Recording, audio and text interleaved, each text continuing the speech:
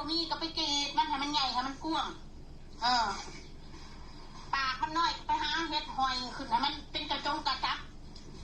คนน่ะให้กลัวหล่อนแล้วสอดแตกแล้วมันย่านเขาก็ไปตัดทิมพวกได้แต่ย่านนะ